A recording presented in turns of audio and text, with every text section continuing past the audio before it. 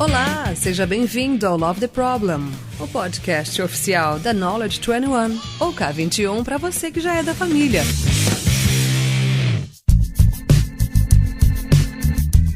Fala galera, bem-vindo a mais um episódio do Love the Problem e hoje a gente tá aqui com dois convidados muito especiais, inclusive já começo logo agradecendo pela presença deles. A gente tá aqui com duas pessoas que pra mim são duas grandes referências brasileiras no tema do podcast de hoje, que é testes automatizados no mundo digital. O primeiro convidado aqui, Júlio de Lima. E aí, Júlio, beleza? E aí, beleza?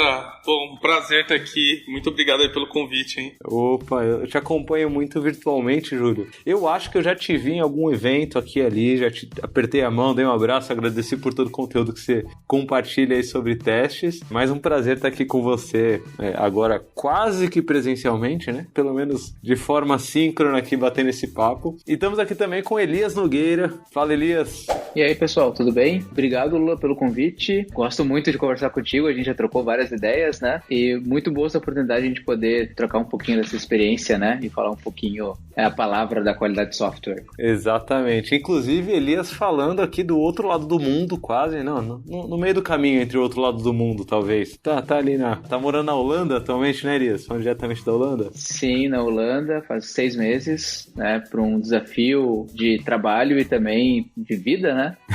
Tá sendo excelente, na real. Muito bom. Muito bom. É o capital intelectual brasileiro sendo espalhado pelo mundo, né? Eu não sei se isso é bom ou ruim pro Brasil, mas pelo menos pra você eu acho que é bom. Me parece que você tá bem feliz aí, tá bem contente. Pra mim, tá ótimo. E na verdade é muito bom. A gente pode discutir sobre isso.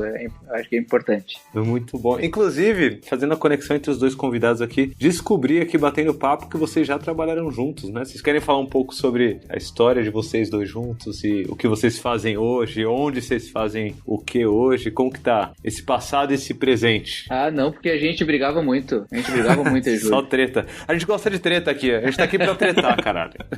Não, a gente trabalhou na Qualister, né, Julião? Isso mesmo.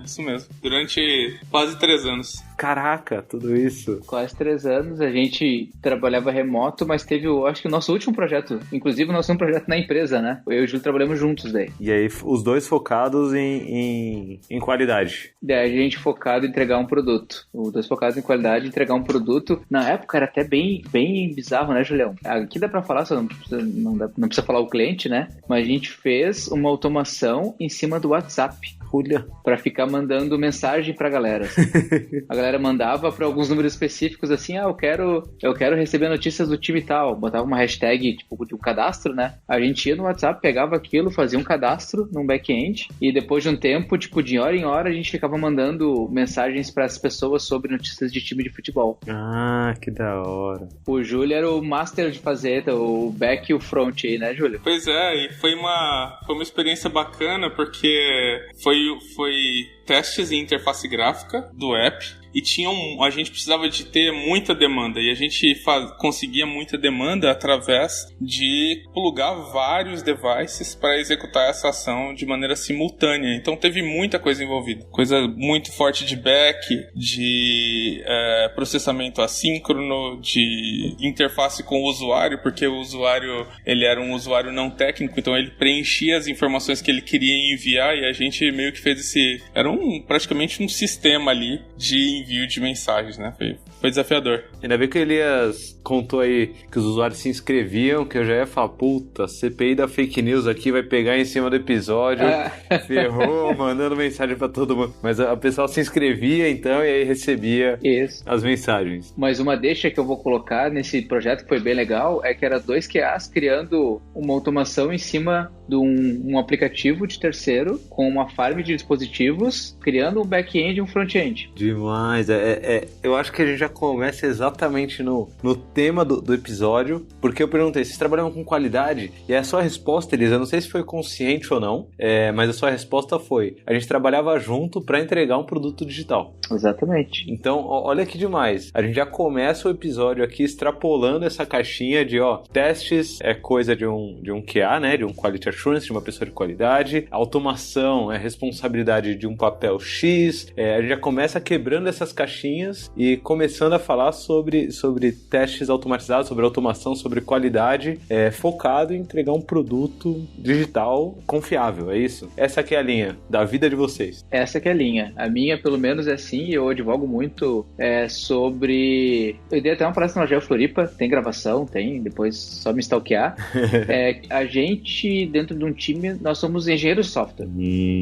E que esse papel de, tu é um QA, tu é um dev, tu é um front, ele pode não ser taxado. A gente, na real, trabalha exatamente assim. Nós somos engenheiros de software com uma especialidade, né? Muito bom. E só que a gente pode jogar em qualquer posição. Não é bem assim, mas a analogia é jogar em qualquer posição. Pode fazer coisas de back, pode fazer coisas de front, faz coisas e principalmente focados com qualidade, né? Que é o principal, né? Exatamente. E é muito legal isso também, porque quando você é o QA do seu time, o seu time ele acaba por terceirizar a responsabilidade, inconsciente ou conscientemente, entendeu? Quando você começa a participar mais ativamente de todas as atividades, como Elias falou, né? Literalmente, de você ser capaz e se interessar por corrigir um bug, por exemplo. Você começa a mostrar para o seu time que realmente vocês são um time multidisciplinar.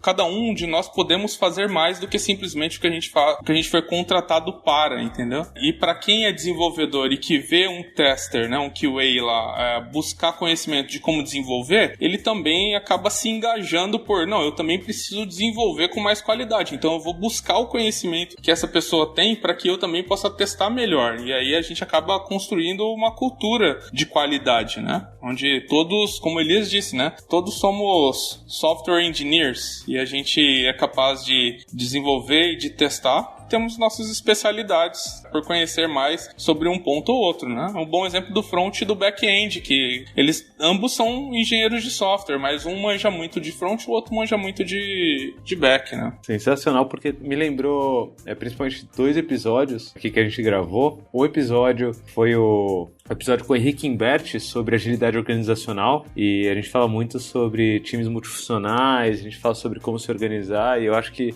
essa cultura individual de cada um, de entender que o papel não está restrito a uma coisa só, é demais. E me lembrou outro episódio que foi com a Jaque do Mulheres de Produto, a Jaque trabalha no Nubank, e mesmo na comunidade de mulheres de produto, tem pessoas que não são necessariamente de produto, mas que estão interessadas em produto. Então, mesmo dentro da engenharia, as pessoas extrapolam e começam a conhecer outras coisas. E aí eu lembro de uma palestra no Agile Brasil, do ano passado, Belo Horizonte, que quem estava palestrando era o Vini, do Nubank. O Vinão. E aí o Vini foi responder uma das perguntas, a pessoa perguntou, mas como que eu faço se eu não tenho um QA? Aí o Vini falou, mesma coisa, você trabalha da mesma forma, né? Inclusive, no Nubank, a gente não contrata alguém como QA. Aí todo mundo ficou meio em choque, assim, como assim vocês não têm ninguém de qualidade no Nubank? Aí ele falou, a gente contrata engenheiros, contrata para engenharia de software. Se a pessoa tiver mais skills de qualidade, ela vai trabalhar para fazer esses skills valerem, entregarem, mas a gente não vai necessariamente contratar como QA especificamente e deixar a pessoa ali só naquela posiçãozinha específica, né?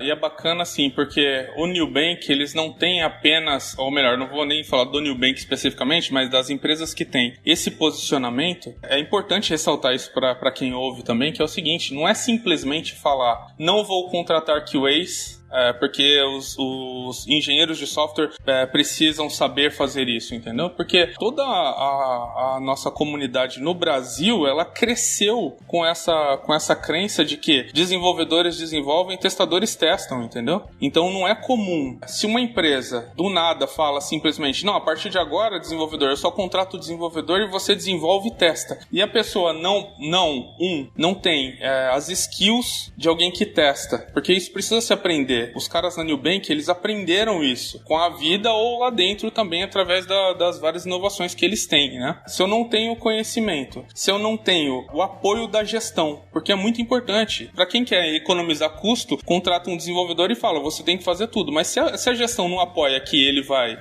investir tempo testando, investir tempo automatizando, mantendo testes automatizados, porque se você for olhar numa das palestras do Lucas lá da Nubank, que fala fala como que nós testamos na Nubank, entendeu? Você vai ver que eles têm diversos frameworks de teste que eles, inclusive, construíram em todas as camadas, cara. Então, eles mantêm o framework, eles mantêm a automação e para isso eles precisam ter engajamento, apoio da gestão e conhecimento. Muito bom. Já é a terceira palestra já citada em menos de 10 minutos de episódio. Já tem 3 belas palestras citadas aqui. Elias no Agile Floripa. Ano passado, Elias? Não, isso foi 2017. 2017, Vini Andrade no Agile Brasil do ano passado, e o Júlio bem citou aqui o Lucas Cavalcante do Nubank, que também tem belas palestras e historicamente, né, falando sobre isso.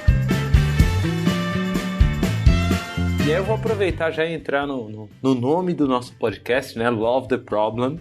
Então, contextualizando, a gente está num mundo cada vez mais digital, né? Transformação digital é o termo aí que não sai da boca do C-Level, né? É tudo digital. Minha mãe e meu pai já usam aí o celular 24 horas por dia, né? Já estão viciados aí no celular. Tudo a gente resolve por software, né? Tudo por aplicativo. Que problema que a gente está resolvendo nesse mundo digital com testes automatizados? Fica aí a bomba para vocês resolverem aí para mim. Que problema que a gente está resolvendo com testes automatizados nesse mundo cada vez mais digital? Problema principal, time to market.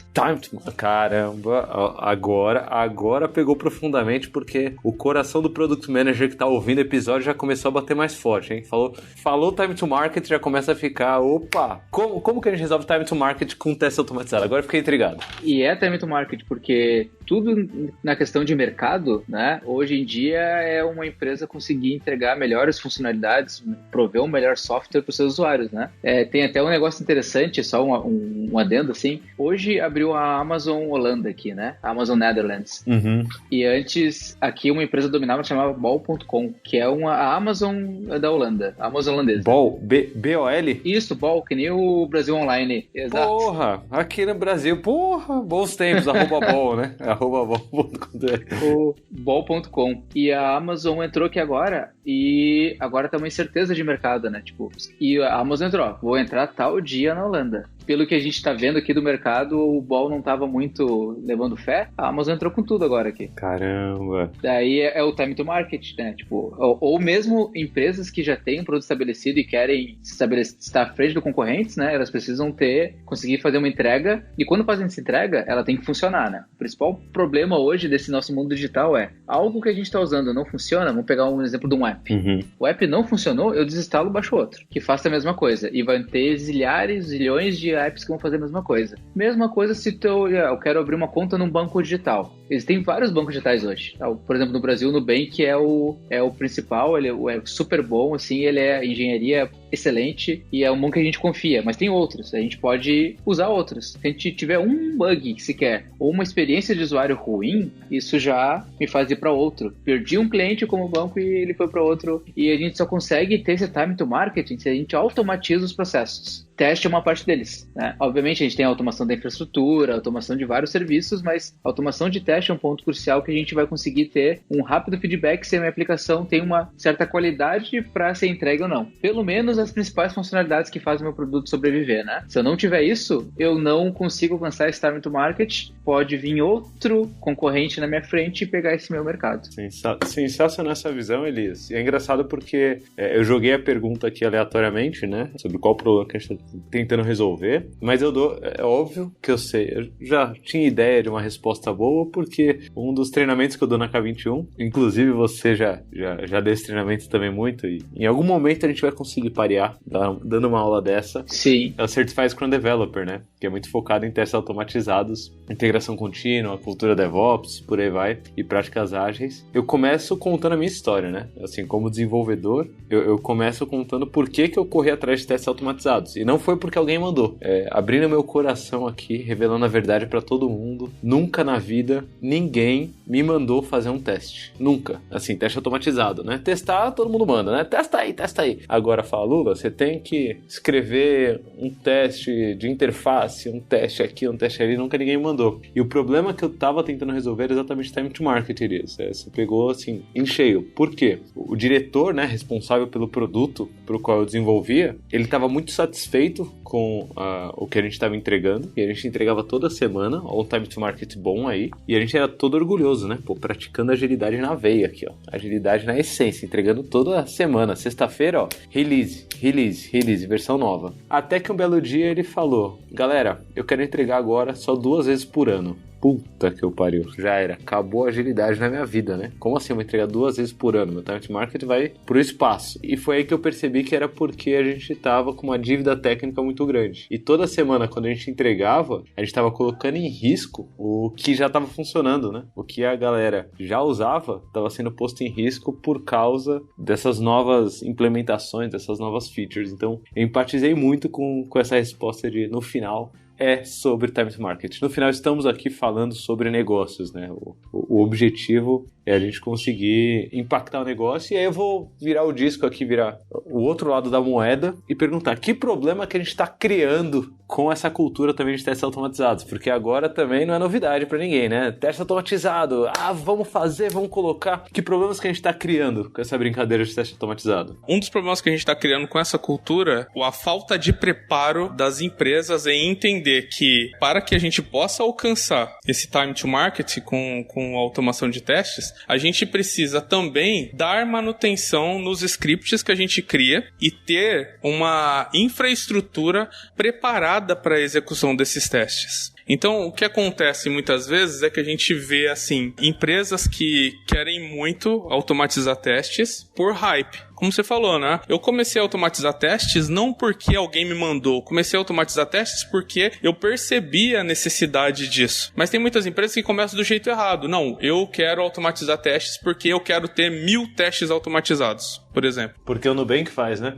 Porque o Nubank faz, por exemplo. E aí o que acontece, né? Se você automatiza 5 scripts de teste, por exemplo, ao automatizar esses 5 scripts de teste, você já tem que pensar que o próximo passo é você dar manutenção nesses scripts de teste. E para dar manutenção nesses scripts de teste, você precisa de esforço. E por ter esforço, você com certeza vai ter que escolher entre entregar uma feature, né, ou entregar o que você quer que mantenha a saúde da sua aplicação num longo prazo, entende? Um outro ponto é, muitas empresas ainda, mesmo estando dentro do ágil, ainda compreendem que o papel do QA, o QA é o único responsável por automatizar testes. Mas, na verdade, uma vez que a gente criou um ativo para colaborar com o time a alcançar os seus objetivos, o time é responsável por dar manutenção naquilo. E isso é algo também que é difícil das empresas entenderem. É um problema que a gente também está criando. Ou seja, não adianta o Júlio se esforçar o máximo possível para compartilhar conteúdo de automação de testes, se o Júlio também não ensina as pessoas, as empresas, de que a automação de testes precisa ser mantida pelo time e não só por alguém que inventou uma possibilidade de automatizar testes de maneira isolada. É algo que é do time, para a saúde da solução que a gente está construindo. Cara, sensacional a resposta, porque o que eu vejo hoje muito nesse mundo tentando ser digital é as pessoas tentando resolver o problema trazendo alguém externo para fazer um trabalho, sumir e nunca mais aparecer, né? E aí não é um trabalho de aculturamento, né? Acho que o bom exemplo aqui a gente falou de hype, né? Eu vou ter porque o Nubank tem. O Nubank tem uma cultura de engenharia, uma cultura de testes. Não é que ele tem testes. Testes é só consequência de todo esse trabalho que eles vêm fazendo de aculturamento, de aculturamento durante todos esses anos. Então, gostei muito da ideia da hype. E dentro dessa hype, eu acho que a gente pode até colocar polêmica. A gente pode colocar até a própria hype da agilidade e a hype do digital, né?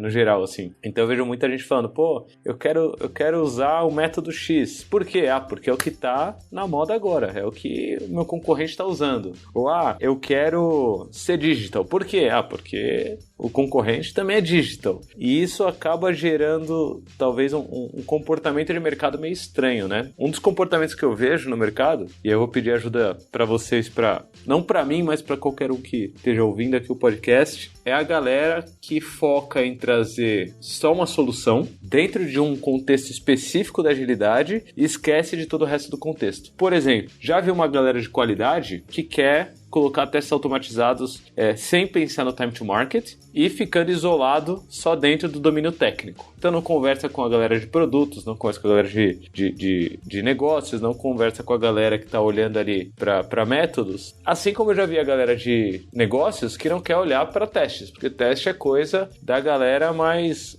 geek ali, né? Da galera que gosta de código. Ou a galera que é Agile Coach, ou Scrum Master, ou Service Delivery Manager, usa o termo que você quiser aí, que está focado muito na eficiência do fluxo do processo e não olha para o domínio técnico, né? Então, qual que é a minha pergunta para vocês? Eu queria até trazer um pouco da experiência prática de vocês. Elias, eu sei que é um cara que já trabalhou aqui no Brasil antes de ir para a Holanda, estava como Agile Coach, termo fancy também, né? Termo da hype aí. O que vocês sugerem para quem está tentando realmente resolver esse problema de time to market, de um produto digital de qualidade, não ficar focado só em um dos domínios da agilidade, não ficar focado só em negócios, nem só em cultura, nem só em organizacional e nem só em técnico? Como que a gente consegue quebrar essas barreiras e focar na entrega de um produto eficaz, de fato? Eu creio que o principal ponto é sempre atrelado a time to market negócio, né? Sim. Daí uma coisa atrelada ao negócio que é extremamente importante, é uma mina de ouro que a gente esquece muitas vezes, são as métricas. As métricas vão nos dar total informação e direção de onde a gente precisa ir. Muito bom. Tanto, tipo, um Product Manager, praticamente, ele tira, obviamente, muitas informações de clientes, né, para poder fazer o seu trabalho e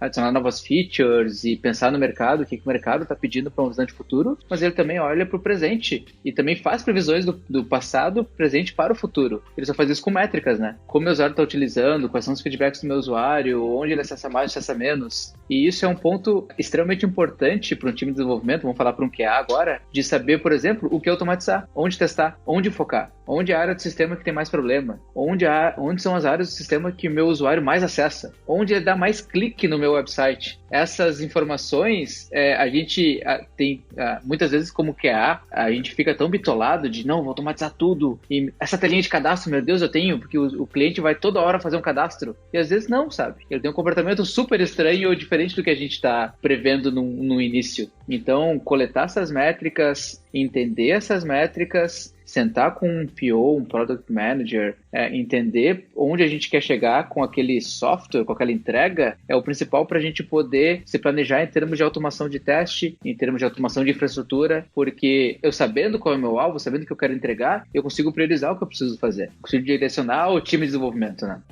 Sabe, Elias, que uma das coisas que eu usei em alguns dos times que eu atuei como QA foi o Prisma, cara. Uma abordagem de riscos, de gestão de riscos dentro de times ágeis, entendeu? Então, o que a gente fazia basicamente era QA junto com tech, junto com negócios, identificar juntos quais são riscos para uma possível feature que a gente está desenvolvendo e com base nesses riscos, a gente pontuar juntos o que é de impacto e o que é de probabilidade daquele risco se tornar um problema potencial. E com base nesses riscos, a gente tem uma noção clara de o que a gente tem que automatizar ou por onde que a gente tem que começar a se preocupar dentro daquela determinada sprint, e uma forma de você engajar as pessoas a terem uma noção clara de, dado que a gente ainda tem alguns riscos que ainda não foram mitigados com práticas aqui de dentro de práticas que a gente desenvolve dentro do nosso time, então a gente ainda precisa ter mais dedicação para tentar fazer com que esses riscos não se tornem problemas em potencial, entendeu? Então isso também foi uma forma bem bacana aí de pelo menos delimitar qual que é o alvo, qual que é o foco, né? Para sair de um qualitativo e conseguir entrar num pouco mais quantitativo, assim, de onde estão os nossos problemas. Sensacional. Vocês me lembraram agora de duas frases que a gente usa bastante na K21. Uma é inclusive adesivo, que é o Métricas Moldam Comportamentos. Esse adesivo é demais, ou de um jeito mais chique, né? Diga-me como me medes e te digo como me comportarei. Então, se o que tiver te medindo for puramente técnico, você vai olhar só para o técnico. Se o que tiver te medindo não tiver nada da base técnica, você não vai se preocupar com a base técnica de jeito nenhum, né? Então, muito bom calibrar as métricas. A outra frase que a gente fala bastante é que a agilidade é um bichinho de 4 patas, né? Os 4 domínios, negócios, cultural, organizacional e técnico, eles têm que estar andando junto, né? Se uma pata vai muito para frente e as outras ficam para trás, o bichinho não vai andar, não vai sair do lugar. Então, quebrar essas barreiras, trazer os riscos de negócio, né? O Júlio bem falou aí, olhar talvez às vezes para um fit for purpose. Tem um episódio aqui sobre fit for purpose que a gente trouxe a Andressa e o Duba, que são muito fortes em negócio e conseguem fazer essa junção. Acho que faz muita diferença e isso começa a me trazer talvez um pouco da essência da agilidade. No Agile Brasil teve um keynote. Você estava no Agile Brasil do ano passado, Elias? Você não estava, né? Você já estava na Holanda? Não, do ano passado não. Estava no retrasado. Ano retrasado. De Campinas eu estava. Você já estava aí na Holanda. Campinas, inclusive, foi muito bom também. Mas quem palestrou no último dia foi o Alistair Cockburn, né? Um dos signatários do Manifesto Ágil. Inclusive, não é um dos signatários mais famosos pelo domínio técnico, né? Mas ele estava falando sobre a essência da agilidade. Tá falando The Heart of Agile. Era a palestra dele. E ele falava sobre simplificar e coisas desse tipo. E se a gente for puxar na essência da agilidade, assim, na essência do movimento ágil, do manifesto ágil, a gente tem muita prática de engenharia, né? Aonde que essas coisas se encontram, assim? Aonde, no histórico, né? Fazendo uma análise junto com vocês aqui, acho que eu nunca parei para pensar sobre isso. Mas nessa evolução de um negócio que nasceu dentro da engenharia de software e chegou no mundo digital, que está falando muito de produtos, aonde que as coisas se encontraram e aonde que as coisas ainda não se encontram? O que vocês veem aí desse histórico de agilidade, mundo digital, produtos digitais, manifesto, né? Aonde que as coisas se encontram e aonde que elas ainda não se encontram? O que eu tô vendo divergência, vou começar pelo ruim, né? Pelo ruim. pelo problema, love the problem, né? A divergência é que nesse mundo da agilidade agora, a gente tá focando muito em negócio, perfeito, e a gente tem essa camada intermediária de Agile Coaching facilitação. Uhum. E a gente está se esquecendo da parte técnica. Então tem um foco muito grande em gerenciamento de produto, que é extremamente importante, é o coração de todo o negócio, mas tem também, para mim, a minha opinião pessoal, eu sou bem direto nisso, né? Uma vertente muito excessiva, muito de facilitação e mentoring, e se esquece total o técnico. E é meio que jogado assim, não, deixa os técnicos, eles se resolvem. Deixa o técnico para os técnicos, né? Isso, e parece que eles só pegam uma camada entre média gestão para cima, esquecem, tipo, né, em termos de camadas, que a parte base operária, né, de qualquer organização hoje é software. E se a gente não tem um processo de software, boas práticas e agilidade dentro do desenvolvimento de software, vai estar fadado ao fracasso, a gente vai entregar péssimos produtos, ou cheio de bugs, ou que não é realmente requerido pelo usuário, sabe? E é bem isso, tipo, a gente tem muitas práticas, tipo, por exemplo, hoje qualquer time que quer entregar time to market com uma boa qualidade tem que estar executando várias práticas que já são provenientes do Extreme Program. E para mim hoje, a minha opinião pessoal é que a maioria dos times tem que ser pautados por XP primariamente. Depois pensa em algum outro tipo de framework ou prática. O pessoal vai, um time de desenvolvimento agora vai utilizar Scrum para o gerenciamento. Cara, é um gerenciamento, não é o coração. Então tu pode ter um Kanban, tu pode ter práticas misturadas, não precisa nem colocar nome. Falar, a gente tem uma cultura de software aqui, a gente usa um mix disso, daquilo, mas para mim o principal mix, o principal foco é desenvolvimento de software. São práticas de Extreme Programming. Se eu não tenho isso, não adianta eu colocar práticas, né, de extrair melhores métricas, de, nossa, agora eu tenho Scrum com Lego para ensinar vocês a como fazer, como ter visão, se o desenvolvedor está lá escanteado e que ninguém quer falar com o desenvolvedor porque ele é técnico e os técnicos vão se resolver entre eles, sabe? Esse é o principal problema. Show me the code, né, afinal. O treinamento do CSD é muito isso, assim, são 3 dias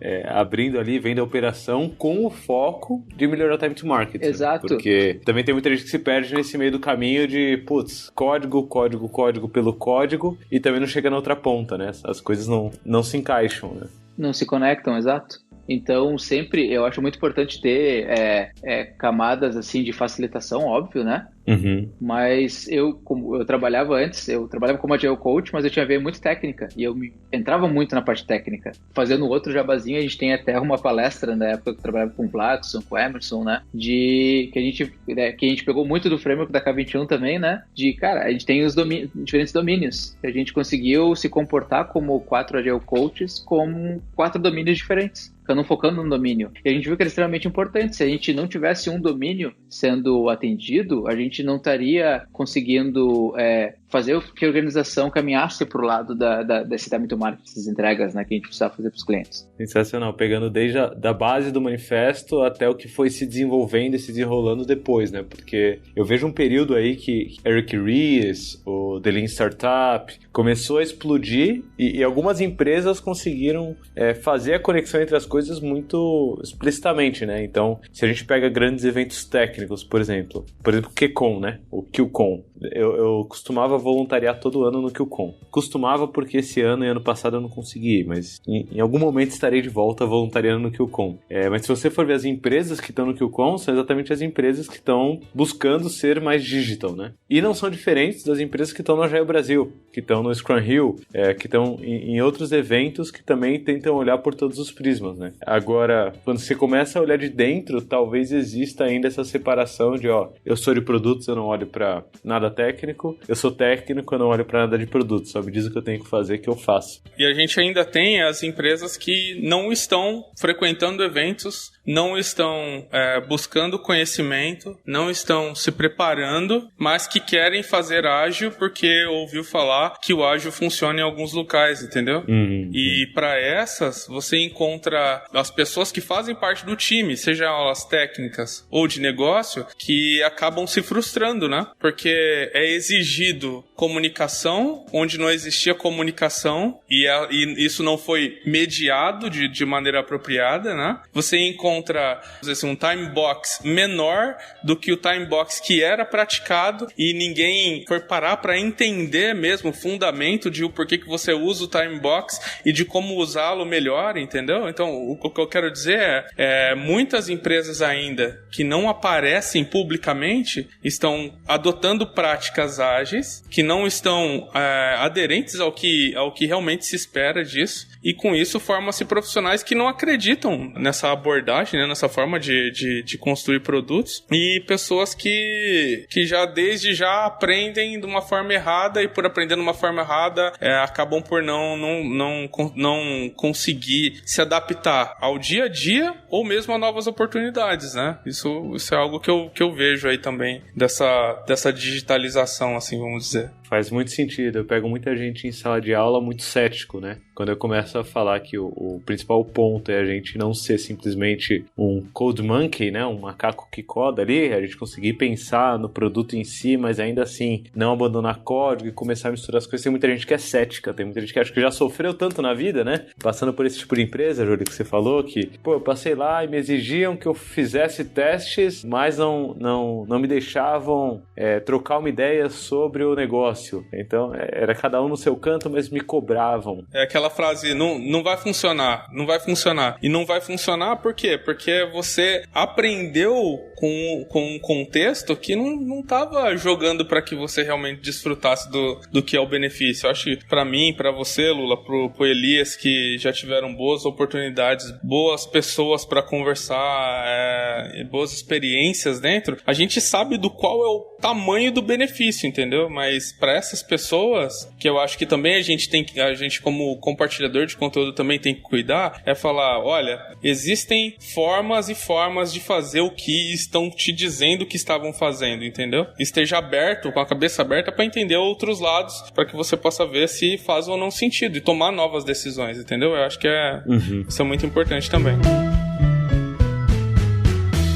Vou entrar então no assunto de formas e formas, né? Vou entrar num assunto talvez descendo um pouquinho mais profundamente no como, né? Dos testes. A gente já falou do porquê, a gente já falou do que é testes, mas ali na fronteira entre o que fazer e como fazer, o que vocês indicam para as pessoas que querem começar a praticar talvez testes para garantir o melhor time to market, né? Para resolver esse problema, garantir que seu produto vai atender ao que o seu consumidor espera, o que vocês aconselham da galera começar a usar? Porque eu já vi várias abordagens para começar com testes, e eu não estou falando aqui estritamente da pessoa que coda, tá? Eu não estou falando estritamente da pessoa que amanhã vai abrir o computador e vai começar a escrever código necessariamente. Desde o Product Manager até o Agile Coach, que não teve a oportunidade de parear com Elias ali no dia a dia, ou com o Júlio, né? O que vocês aconselham dessas pessoas começarem a fazer para derrubar essas barreiras e conseguir fazer esse movimento cultural positivo? O que vocês dariam de dicas aí para essas pessoas? Eu daria dica, até uma das coisas que a gente comentou, sobre métricas primeiro. Boa. Entender através das métricas duas coisas básicas. Começar por 2 pontos. Primeiro, onde tem a maior incidência de defeitos na minha aplicação, para conseguir começar a focar muito bem e ter um objetivo de como eu vou entregar meu software e resolver os problemas. Então, onde geralmente tem a maior concentração de defeitos é onde eu preciso, obviamente, dar maior atenção e colocar as melhores práticas de engenharia. E o segundo é, o que o meu usuário está fazendo mais no sistema, o que ele gostaria de fazer mais. A intenção dele, né, sobre o meu software. A partir dessa métrica, priorizar também o que eu vou, todo o meu processo de qualidade em cima disso. Tá? Obviamente, por exemplo, vou começar agora, já tem uma aplicação executando, já tem um website muito bem acessado. Mesmo assim, eu consigo priorizar, criar um funil nisso e ter os meus objetivos muito bem definidos para que eu consiga, de pouquinho em pouquinho, colocar práticas de engenharia ali dentro,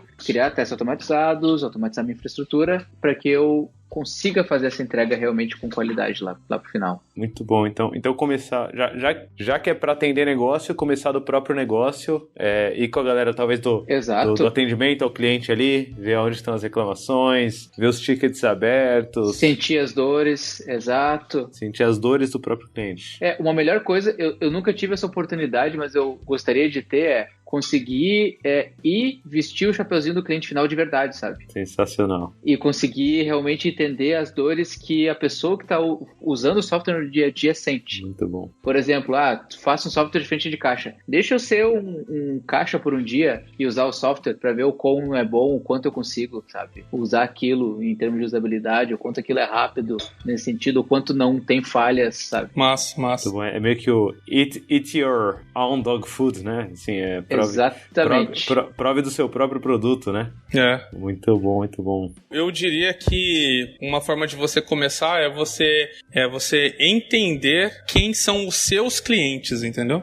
Porque quando a gente pensa em entender o nosso cliente, é claro, a primeira pessoa que vem na nossa mente é a pessoa que está usando o software, né? E aí com isso a gente consegue pegar essas diversas métricas que o Elias falou. Mas a gente também, como sendo alguém que atua como alguém que testa aplicações, tem outros clientes, entendeu? Quais são os nossos outros clientes? É o Dev é o nosso outro cliente. É o CTO, ele também é nosso outro cliente. O PO é outro cliente. A gente tem outros clientes que são as pessoas que trabalham junto com nós também. E esses outros clientes, cada um deles tem as suas expectativas. Então, por exemplo, qual que é a expectativa do PO, por exemplo? A expectativa do PO é que a gente consiga antecipar a maior parte dos problemas antes e que a gente consiga fazer com que os caminhos comuns ao usuário eles sejam atendidos. Mas a expectativa do nosso cliente CTO é outra. É que a gente seja capaz de fazer testes que vão garantir que a saúde da infraestrutura tá boa. Que o código que está sendo desenvolvido pelo nosso time é um código que tem manutenibilidade, é fácil de dar manutenção, entendeu? Pro dev que está do nosso lado, o que ele espera não está relacionado à saúde, não está relacionado também ao risco, mas está relacionado à cobertura daquilo que ele codificou, entendeu? Então, cada um desses clientes que são clientes internos também tem as suas expectativas, a gente também tem que pensar nessas expectativas. E uma forma que eu faço no meu dia a dia é mapear quem são os meus stakeholders, entendeu? Então, eu tenho uma descrição de quem que é a persona do meu CTO, quem que é a persona do meu PO, quem que é a persona dos devs que estão do meu lado, qual que é a persona do meu usuário final, as personas, né? Porque a gente tem várias às vezes, e com base nesses eu tenho a minha visão, e isso faz com que os meus testes vão muito além dos testes funcionais. Eu tenho que também pensar em testes não funcionais, entendeu? E se você parar a pensar em quem são os seus stakeholders ao seu lado, os seus clientes, você vai começar a pesquisar na internet para procurar conteúdo que te ensine a lidar com isso, entendeu? Muito bom, Júlio, porque você tocou num ponto polêmico, assim, essa daí é uma das questões de corredor de evento, por exemplo, open space, a galera pega nesse ponto de, pô, mas tem cliente interno, não tem? E aí eu gostei muito da forma como você abordou, porque você focou muito em insatisfações, né, assim, quais são as possíveis insatisfações atuais desses stakeholders de dentro ou do cliente de fora, ou quais são as possíveis insatisfações que vão acontecer no curto prazo se a gente não se mexer. E aí eu acho que entra na essência até do Love the Problem, que é, pô, que problema que a gente vai querer começar resolvendo, né? E o Elias trouxe a parte de métricas que casa muito bem com isso. É óbvio que, assim, só de uma perspectiva pessoal, se eu tiver que resolver o problema de um stakeholder e o problema de um cliente de fora, eu vou tentar priorizar do cliente final, né? Do cliente de fato, quem usa o nosso negócio. Agora, em muitos contextos, a gente precisa considerar o poder também de quem está dentro, né? O poder do stakeholder e conseguir fazer um balanceamento entre isso. Mas acho que essa leitura de cenário, essa leitura de contexto é essencial. Gostei muito dessa abordagem de considerar também o interno. E é algo que, por exemplo, você encontra muito hoje, uma frase muito comum, principalmente para quem joga em testes, que é: como você deixou esse bug passar, entendeu? Essa é uma frase muito comum para quem está focado em testes e que ainda não entendeu que um problema é um problema do time, você entendeu? Mas como eu disse antes, né, ainda existem diversas empresas que estão enfrentando problemas de adaptação a essa questão do engajamento, entendeu? Então, quando alguém fala como você deixou esse bug passar, a pessoa que falou, ela já tem uma noção clara de o que ela queria testar, se ela fosse o tester, entendeu? Então, num caso como esse, se você conhece essa mentalidade, as expectativas, você consegue lidar com elas bem melhor, né? Exatamente. E é interessante porque, ao mesmo tempo, se eu for olhar para o meu negócio, né, se eu começar a olhar para o meu cliente externo, como vocês bem falaram aí, os chamados testes funcionais, eu tenho 1 milhão de opções para começar a fazer esses testes, né? Então, descendo um pouquinho mais no como, talvez correndo o risco de trazer umas buzzwords aqui, ferramentas da hype. Que ferramentas vocês aconselhariam a gente começar a usar para conseguir garantir que o que eu estou entregando é o que o meu cliente precisa de fato? Pergunta difícil, hein? E vamos com calma, que eu não sei se todo mundo conhece muita ferramenta aqui. Vocês são dois experts no assunto, né?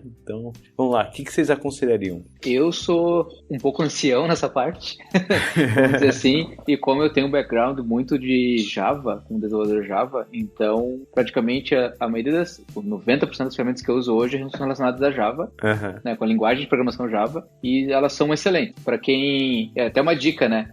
Mas tem uma ferramenta aqui que é em Python, tem uma ferramenta aqui que é em TypeScript, tem uma que é JavaScript. Gente, qualquer ferramenta resolvendo o problema serve, tá? Boa, muito bom. Isso é questão de gosto. Então não importa se você tá usando Python, se tá usando VBScript, se resolver o problema, resolveu, tá ótimo. É o que a gente precisa resolver, problemas, né? VBScript também? Lembra do AutoIt? Era VBScript, né? O Júlio tá lembrando aqui que a gente também pode criar problemas escolhendo mal também o que a gente vai usar. Pode. Mas no geral a gente tem um leque de opções técnicas aí muito grande, né?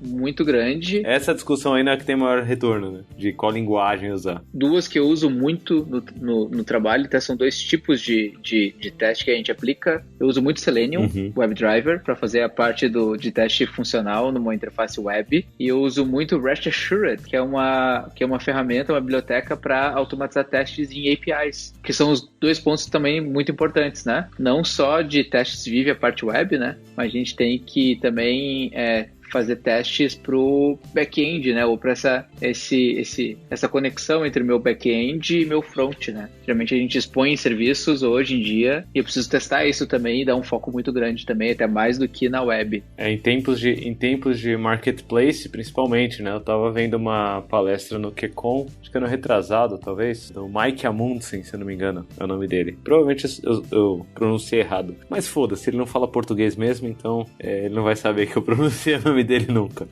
Mas ele tava falando sobre teste de API, né? Teste de comunicação entre sistemas, basicamente. E ele falou que acho que, se eu não me engano, a maior parte das vendas feitas pela Amazon são de comunicação entre sistemas e não feitas direto pela interface do site, assim.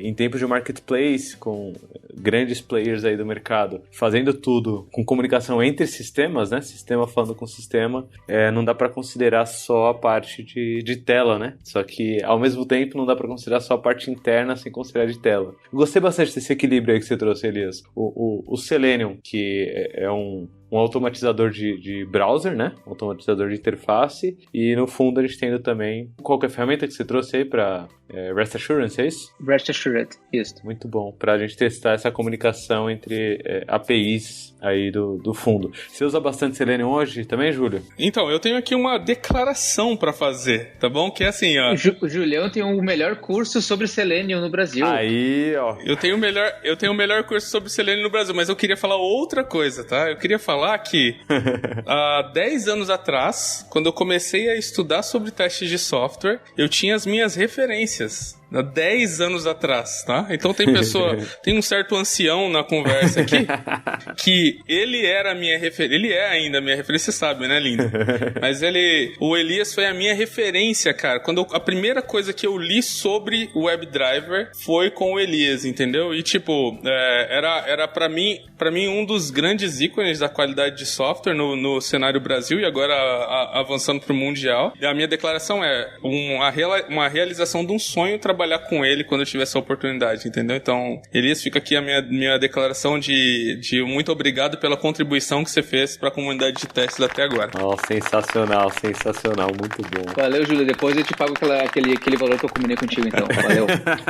E sim, eu uso bastante o Selenium WebDriver, e uma coisa que eu tenho estudado muito ultimamente, Lula, é como que eu posso utilizar Machine Learning e Inteligência Artificial dentro dos testes, para suportar os testes que eu faço, entendeu? Então, as minhas pesquisas que eu tenho feito ultimamente no mestrado, elas são todas voltadas a como o IA e Machine Learning pode colaborar com o dia a dia de alguém que testa aplicações. E o Elias estava falando do WebDriver, que é uma das ferramentas que você utiliza para interagir com a interface gráfica, mas também em app você tem o Appium, por exemplo. E o Appium, ele utiliza o mesmo protocolo que o WebDriver utiliza. Então, para quem faz a migração do WebDriver para o Appium, consegue ter uma facilidade muito grande de programar os seus scripts de teste automatizado. E no Appium, hoje em dia, uma empresa americana, a Test.ai, eles criaram um classificador que usa Machine Learning para identificar os elementos que estão na tela. Então isso é muito foda, porque ao invés de você ter que identificar quais são os elementos que o desenvolvedor colocou na tela, através do seu identificador único, por exemplo, um botão Search poderia ser BTN_CR, por exemplo, entendeu? Mas você com o poder do Machine Learning, eles criaram esse classificador que você diz apenas, quero digitar Lula no search. E aí o classificador, olhando para a tela, identifica o elemento que se assemelha a um botão de search, a um campo de search, e digita lá dentro, entendeu? Então é muito, muito bacana. Demais. É teste automatizado para fazer teste automatizado, né? Automatização para fazer teste automatizado. É uma inteligência artificial para fazer teste automatizado. Exatamente. Sensacional. E é muito bom, eu gostei que você citou, Elias, o conteúdo do Júlio, que ele publica. Eu acompanho bastante, né, o Júlio online, o Elias online, bastante da comunidade brasileira. Olha que engraçado, eu acompanho muito mais a comunidade brasileira de testes do que a mundial. Sempre Lulas, referências mundiais. Não sei, referências nacionais. Pô, tem Elias, tem Samantha, tem Júlio, tem Valmir, tem toda uma galera que eu acompanho bastante, assim. E o que eu gostei muito é que tem conteúdo gratuito sobre como fazer, né? O como não é talvez a parte mais relevante. Então você consegue achar aí material do Júlio falando como você começar com Selenium. O Júlio consumia do Elias há 10 anos atrás e por aí vai. E eu percebo que nas minhas classes de Certified Scrum Developer, né, nas minhas turmas, geralmente a galera fica sedenta pelo como e a gente pratica um pouquinho do como, mas eu falo, você quer se aprofundar? Cara, tem material na internet pra caramba. Aqui a gente tá muito mais pra discutir o porquê, discutir o que e comportamentos, né, do desenvolvedor, do team member ali, do que ficar descobrindo tecnicamente como aqui, como ali. A gente faz as coisas. E eu vou deixar até aqui um agradecimento para vocês por toda a colaboração que vocês trazem para essa comunidade que é essencial hoje no mundo cada vez mais digital, né? O Júlio já abordou uma das questões que eu ia perguntar aqui, que era tendências para o futuro. Abordou muito bem. Então eu vou falar, a gente já falou do passado, do futuro, falar agora do presente, porque vocês citaram o Selenium, que é uma das ferramentas mais famosas para o teste de interface, e a galera não consegue ver, mas eu consigo aqui pela câmera, que o Elias está usando a camiseta do Selenium Camp, que é exatamente o que puxou esse nosso bate-papo aqui, que o Elias estava lá tweetando direto do Selenium Camp e tal. O que você está vendo aí de tendências, Elias, aí talvez para a comunidade de teste de interface, para a comunidade de testes, para o Selenium? O que você viu lá de interessante para o futuro? Uma coisa até curiosa, eu dei uma palestra no Selenium Camp sobre testes de API. Ah, que da hora! Uma das coisas interessantes nos eventos que eram antes específicos, por exemplo, Selenium Camp só sobre Selenium, eles estão abrindo o leque, né, de opções. E isso é muito interessante. Tipo, no Selenium Camp teve muita coisa sobre, tipo, o futuro, obviamente, da ferramenta em si, o Selenium, né? Então, tava o próprio criador, um dos criadores da ferramenta lá, dando uma palestra sobre o futuro mesmo, né, e falando do pros, né, por que o Selenium tem tomado algumas, né, os committers Selenium têm tomado algumas atitudes e feito algumas coisas na comunidade, em comparação com outras ferramentas, por exemplo, o Cypress, que hoje é muito discutido hoje, né? Teve também como, nesses eventos que realmente falam sobre automação de teste, eles estão cada vez mais colocando também não só parte técnica, mas parte de não soft skills, mas como ajudar o negócio a entregar a melhor ferramenta e como a gente faz isso através de software. Demais. Muito, muito em linha com o que a gente conversou aqui, né? Exato. E também tem a vertente da parte de infraestrutura, né? Que a gente tem que suportar isso de alguma forma, né? Com infraestrutura. E se a gente não se liga um pouco na infraestrutura, a gente não consegue... A gente tem o melhor processo, a melhor ferramenta de automação, o melhor QA que vai conseguir fazer aquele script perfeito, mas a infraestrutura não suporta, eu não consigo criar ambientes, eu não consigo automatizar meu provisionamento de ambientes e poder colocar isso numa pipeline para que isso seja uma maneira mais rápida possível para alcançar aquele meu time to market tão esperado. Pô, que demais. Que felicidade de saber que o que a gente está discutindo aqui também é realidade nas conferências, principalmente uma conferência específica sobre Selenium. Não é só sobre Selenium, né? Eles estão com uma visão um pouco mais holística, né? Uma visão um pouco mais geral, integral das coisas. Sensacional saber isso. Foi onde a conferência, Elias? Curiosidade? Foi na Ucrânia. Em Kiev. Kiev mesmo? Isso. Kiev, que demais, muito bom. E até pegando carona nisso, Júlio, o que você recomenda aqui? Além do nosso bom e velho Scrum Hill, né? Que talvez esse ano não conte com a ilustre presença de Elias, que tá sempre lá palestrando no Scrum Hill, agora tá na Holanda, não sei se vem pra cá em junho, talvez venha pra Jaio Brasil, mas pro final do ano. Mas além de, a gente falou aqui de QCon, Scrum Hill, a gente falou do material que o Júlio mesmo publica, né? Do material que o Elias mesmo publica, aí sigam eles nas redes sociais. O que você aconselha, Júlio, para quem quer buscar mais sobre testes de interface, testes de software, unir testes com negócios? O que você aconselha aí para quem quer buscar mais sobre isso? Legal. Bom, eu vou puxar um pouco a sardinha aqui, tá? Que eu tenho feito um trabalho de literalmente fazer um dump do meu cérebro, entendeu? Que demais. É um termo que o Akita fala, o Fábio Akita. Uhum. E que eu achei muito foda e que é justamente o que eu tô tentando fazer nos últimos anos, entendeu? Então, só pra você que tá ouvindo saber aonde procurar. No Instagram, eu uso o Instagram pra responder dúvidas da galera. Então, se você tem uma pergunta pra mim, você vai lá e tem uma caixinha te esperando. Então, você pergunta e eu respondo lá pra que a geral possa ter acesso às respostas, entendeu? Então, qualquer dúvida relacionada à qualidade de software por lá você consegue. No Telegram, no meu canal do Telegram, eu compartilho conhecimento de teste todos os dias de manhã,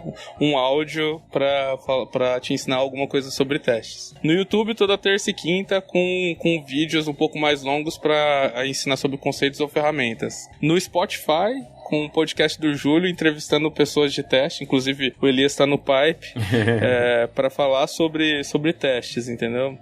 Esses são alguns dos caminhos assim que eu recomendo. E fora isso, ainda tem um e-book que eu escrevi, um e-book gratuito sobre testes também, que para todo mundo que quer, qualquer pessoa, seja dev, seja QA, seja BA, seja PO, seja o que for, quiser entender mais sobre testes, tem esse e-book que está no meu site e que pode ser baixado gratuitamente, entendeu? Então essas são as fontes de conhecimento que eu recomendo e que podem servir bastante aí para aumentar mais seus skills em testes. Muito bom. É muito bom porque no Certified Scrum Developer, né, quando eu tô dando a aula, eu entro muito forte com essas referências, porque... Assim, em 3 dias você consegue mudar muito sua cabeça, você consegue mudar muito seus comportamentos ali logicamente, né? Mas você precisa ter uma cadência para continuar com isso. E todo esse apoio que você vem dando, Júlio, divulgando coisa, interagindo com a comunidade, é essencial para a coisa não acabar ali só na sala de aula, né? Trata muito do comportamental e da prática em 3 dias e depois você pega pela mão e continua. Então, já fica aqui o agradecimento por toda essa divulgação, né? Todo esse material que você vem colocando aí. E pro Elias já ficou agradecimento histórico, né? Por tudo que ele tem contribuído aí ao longo dos anos. Infelizmente não consegui trazê-lo pra K21 ainda. Calma, o mundo dá volta, Elias. O mundo dá voltas. Já tentamos algumas investidas aí, perdemos pra Holanda. Olha, K21 Holanda. K21 Netherlands. K21 Holanda. Quem sabe, quem sabe. Já fica aí na ideia. Se alguém da K21 estiver ouvindo o podcast e quiser começar a puxar K21 Holanda, já temos aí pelo menos umas 2 ou 3 pessoas no nosso pipeline, hein? Não vou ficar divulgando nomes aqui pra não assustar o mercado, né? Porque se a gente chegar, vamos puxar todo mundo. Mas, obrigado, Elias, por toda essa colaboração, mesmo a gente não tendo trabalhado juntos, né, diretamente nesses anos, mas o Júlio já abriu o coração aí, falou da sua importância para todo esse movimento. Então sigam, por favor, Júlio de Lima, Elias Nogueira, outros nomes aqui que eu estava citando aqui antes de até começar o episódio, né, o Valmir Filho, é um cara que eu sigo também, gosto bastante do que ele publica. Samantha Cecília, para mim é uma das grandes referências, já gravei o podcast da Lambda 3 com ela. A galera da própria Lambda 3, o podcast da Lambda 3, fica aí um abraço pro Vitor Hugo, pro Giovanni Bassi, para todo mundo que divulga muito conteúdo. Então tem algumas referências aí. Querem deixar alguma mensagem final pra galera que tá ouvindo, chegando nos finalmente? A gente tem muito conteúdo bom brasileiro. A gente tem um costume de achar que só as pessoas fora do Brasil são pessoas boas. E eu tô vendo que isso é verdade, mas também é mentira, porque a gente tem brasileiros excelentes trabalhando fora, e às vezes tem brasileiros que a gente não conhece de comunidade que são excelentes profissionais, né? E estão em empresas muito grandes também, empresas de sonho, por exemplo, trabalhando. E a gente tem aquela síndrome do Cusco, né? Que a gente fala no Rio Grande do Sul, né? Síndrome do cachorro vira-lata, né? De achar que a gente não sabe que os outros são melhores, né? Então, gente, tentem consumir primariamente conteúdo brasileiro, compartilhem conteúdo brasileiro, ajudem essas pessoas que compartilham, que nem o Júlio agora, que tem compartilhando muita coisa, repostem as coisas do Júlio, colaborem com isso, né? Incentivem outras pessoas a criar esse tipo de conteúdo. Assim a gente consegue aprender mais. Eu comecei a aprender mais na área, crescer mais na área, quando eu criei meu blog em 2007, começando a compartilhar o conhecimento que eu aprendia, né, fazendo um dump do meu cérebro, que nem o Júlio falou, né, e colocando em blog posts, né. Então, procurem conteúdo nacional, procurem as pessoas que são referência, procurem blogs das pessoas que falam sobre o assunto que tu tá querendo, que vai ser sucesso. E é muito mais fácil de conseguir uma interação, né. Muito bom. Inclusive, Elias, acabei de lembrar aqui uma iniciativa fantástica que a galera começou a fazer no blog da K21, que são os artigos em áudio. Então, a gente gravou os artigos sendo lidos em áudio, e aí a galera consegue ouvir o blog enquanto vai pro trabalho, enquanto tá fazendo outra coisa, né? Ouvir os artigos que estão escritos, só que em áudio. Eu achei sensacional essa iniciativa. Quem ainda não viu... Me deu uma ideia de fazer isso aqui também. No blog da K21. Aí, ó, muito bom. O meu tempo de casa ao trabalho, com um trem aqui, eu ouvindo podcasts, eu ouvindo livros, todo momento. Então, isso aí é excelente. Artigos em áudio, blog da K21. A gente começou agora numa guinada boa de publicar mais artigos técnicos também, né? O domínio técnico mais frequentemente.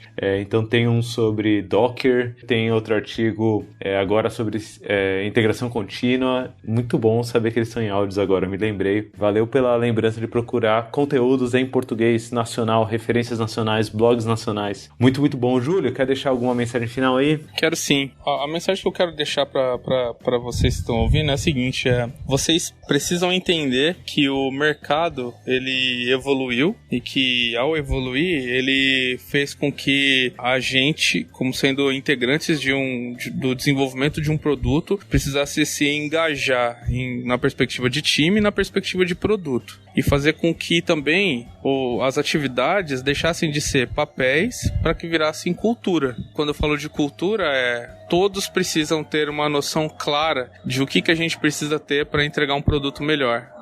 Então, para quem é QA, entenda que você precisa saber sobre desenvolvimento, e para você que é desenvolvedor, entenda que você precisa saber sobre QA. E dessa forma vocês vão conseguir ter acesso às oportunidades como ele falou, né? A automação hoje em dia do processo ou de algumas ações, ela só funciona se você conseguir ter apoio de infraestrutura, apoio da gestão, mas também, e eu acho que esse é o ponto principal, é o engajamento de todos, em que a gente constrói um produto e o produto só está pronto quando ele está na mão do cliente, entendeu? Não tem a minha parte, a sua parte. É a cultura que faz com que você consiga ter acesso aos melhores resultados. Muito bom, muito maneiro. No final, o que a gente quer é colocar o produto funcionando na mão do cliente, exatamente. E como cliente, a gente quer o produto funcionando na nossa mão. Muito bom, belas mensagens para acabar. Obrigado, Elias, obrigado, Júlio. Espero que a gente se encontre aí nos eventos da vida, nas conferências, ou quem sabe num próximo episódio. A gente está sempre aqui de portas abertas para vocês. Elias, em algum momento a gente vai parear num CSD. Isso vai acontecer em algum momento. Eu vou te cobrar também. Tamo junto. Nem que seja na Holanda. Abrir um CSD Holanda. Pode ser em Portugal, que é pertinho também.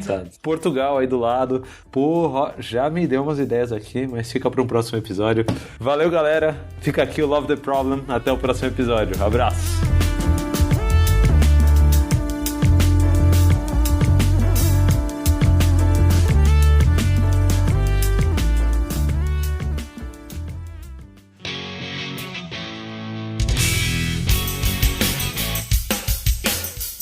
Você acabou de ouvir mais um episódio do Love the Problem. Esse podcast chega até você com o apoio da Knowledge 21. Confira mais um K21.com.br.